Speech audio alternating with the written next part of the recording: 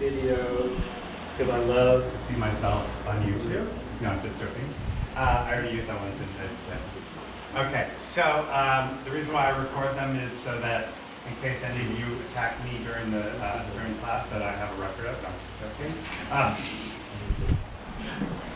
Very right sense of humor. Okay.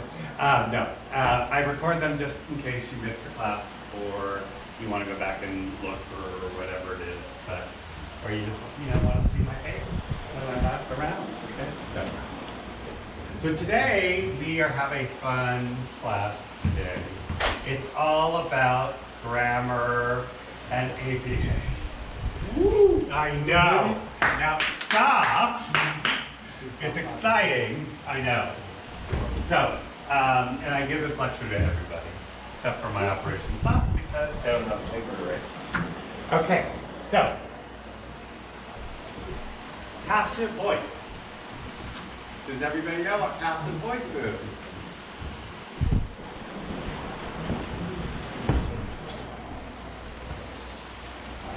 Passive voice is, was, were, have, had, followed by a verb in the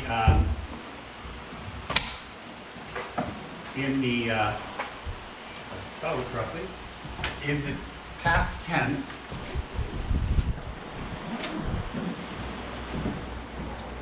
Is a sign that you are writing in the passive voice.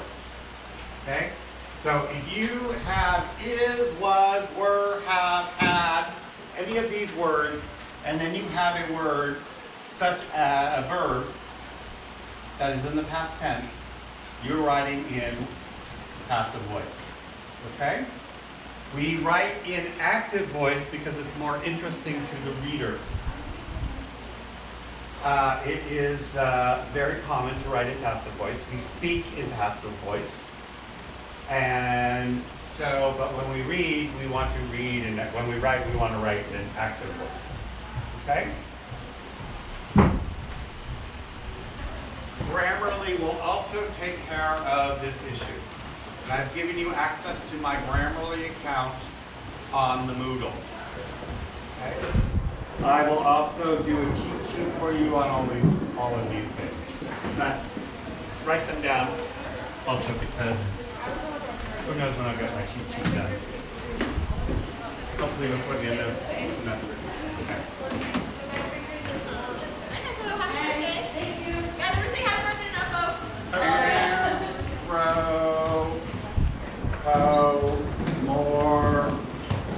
Anthropomorphism.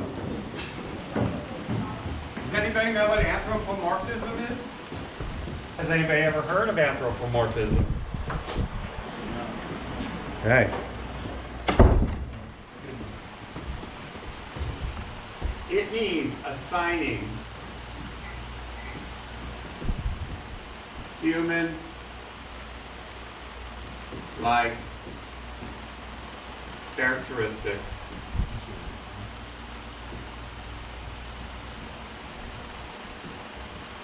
to inanimate objects. Okay, for example,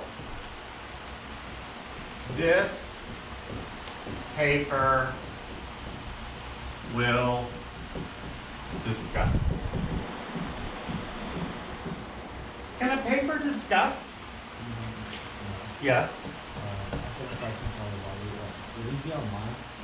I'm going to do a cheat sheet of these, okay, that I want you to understand. So the paper cannot discuss. Why not? I'm sorry? Right, it's not human. The company expelled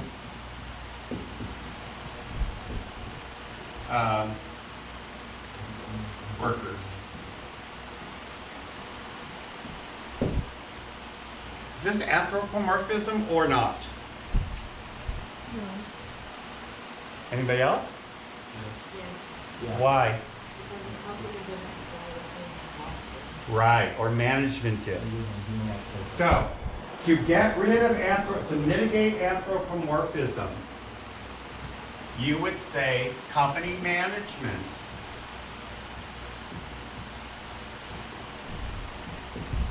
expel workers.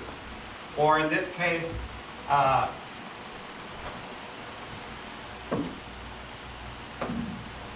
in this,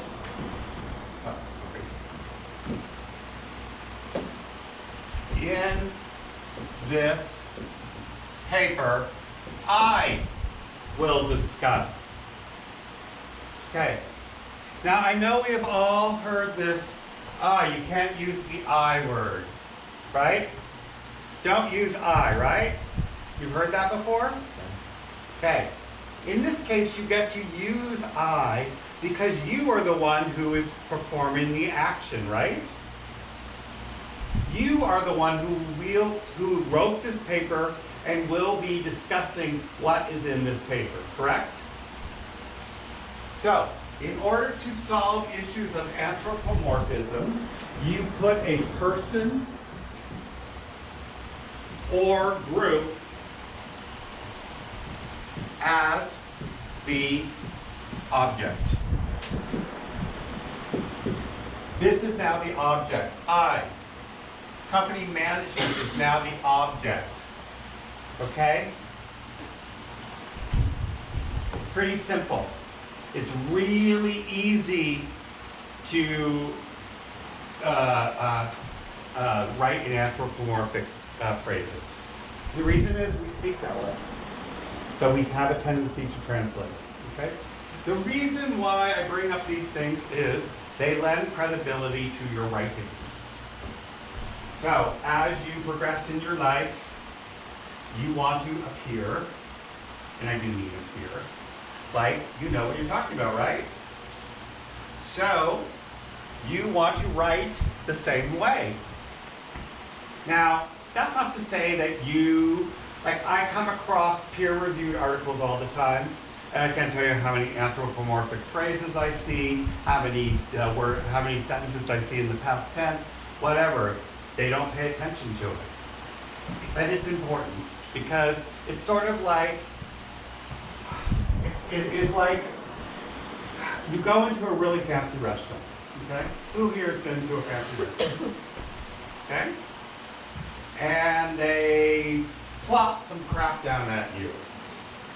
And it looks like awful. And you're like, what is that? Do you want to eat it? No.